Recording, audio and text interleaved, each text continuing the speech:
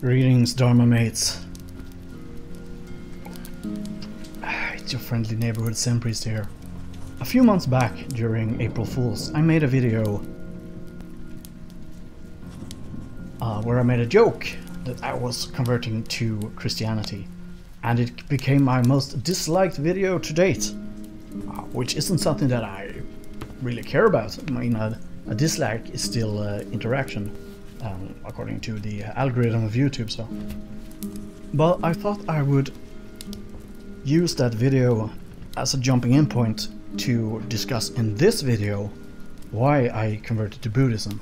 I thought we might give this a try, and if you're interested in doing the same, I would love to hear your story, why you became a Buddhist or why you started practicing the Buddha Dharma. I don't know if many of us have a particular point in life where we started studying Buddhism or spirituality in general, or try to find the answers to the big questions in life. But I do. When I was 10 years old, I was exposed to situations and interactions that no 10-year-old should ever be exposed to, and hopefully no human being should ever be exposed to. I'm not going to go into details at this point. I might do that in the future, but not today. I don't think that would be beneficial to why we're here. But in any case, I did so when I turned 10 because of those experiences, which sadly led to my first suicide attempt. And again, I'm not going to go into how I did this or anything like that, because I know that can trigger people and that can cause a copycat behavior-like state, and I do not want to be responsible for that, of course. So I'm just going to leave it at I tried to commit suicide when I was 10, and I failed, of course, since I'm still here. And the first thing I remember after this attempt was waking up on the floor and both hearing and feeling this voice inside of me telling me to get up, to not go into the dark abyss, so to speak, but to get up and keep going at it, basically. And I remember being so overwhelmed by this voice, and it wasn't like an audible voice, like something you could hear or something like that. It was more of a, I do not want to sound too New Agey or too hippie-ish, but it was some sort of pull, some sort of scream from the primordial emptiness within us all. And I remember yelling back and being heard by his voice. And then the next thing I remember was standing up, washing my face and looking at myself in the mirror and wondering where this voice came from. What was the source? Was this voice the source? And who was this person looking in the mirror? Who was this person who just tried to end his life? What was this life to begin with? So I started reading up on spirituality and religion and philosophy, at least read up as much as I could as a 10-year-old living in a pre-internet society. And I remember not really grasping anything. I didn't feel like any of the texts or religions or philosophies or anything like that spoke to me.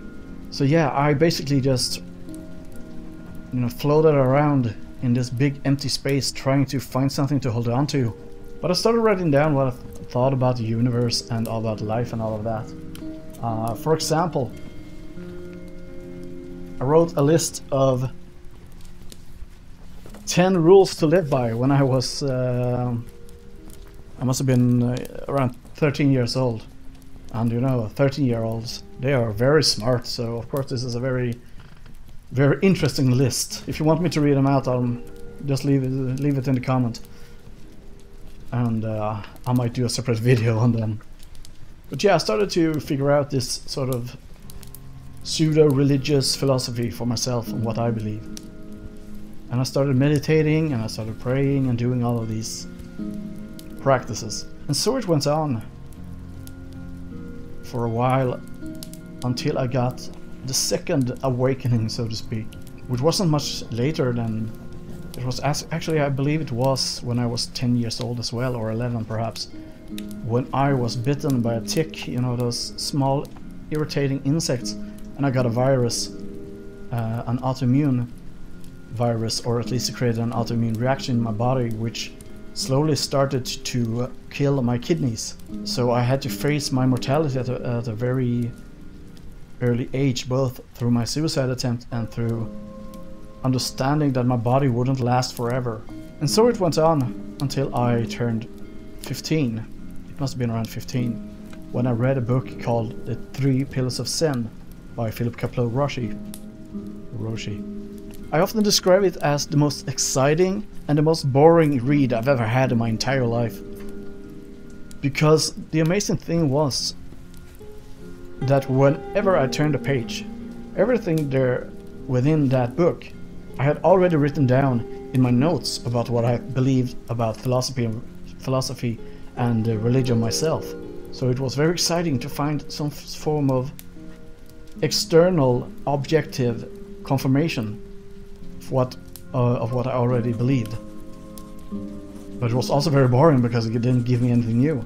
And at that age I wanted something new, I wanted to progress.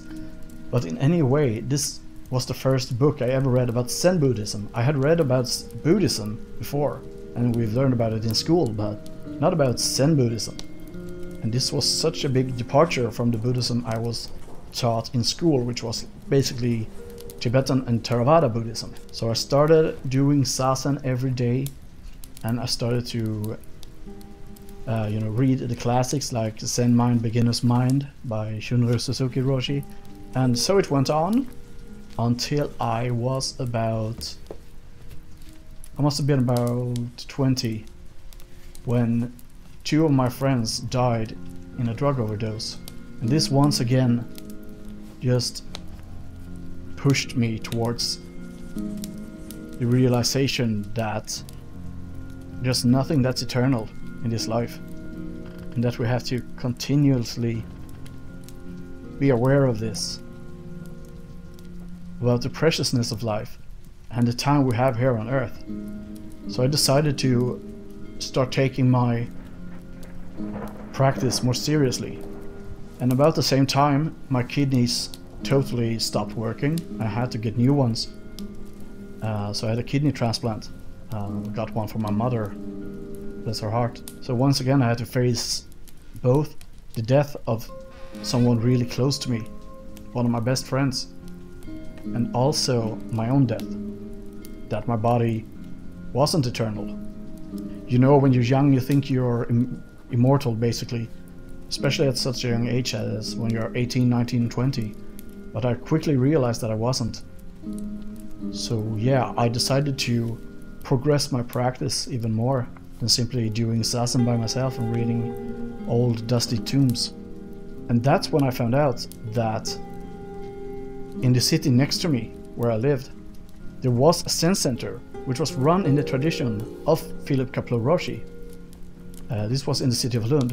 So I went there and I studied with them, and I underwent yokai, which, if you do not know, it's sort of a Zen Buddhist lay ordination, a sort of confirmation or baptism into Buddhism, where you take on the precepts and you basically become part of the Sangha. It is now that you can officially call yourself a Buddhist, basically. We've taken refuge within the Buddha Dharma Sangha and taken on at least the 5 precepts. And if you listened all the way to the end, I would like to thank you so much for having listened to my story and where I come from. My journey, so to speak. And I would love to hear yours. So if you want to comment that below, or link to a video where you make one of these testimonies, I would love that. Please reach out to me, because I think that these sort of stories can inspire others to continue their practice. So again, I want to thank you so much for simply being here and taking your time to view this channel.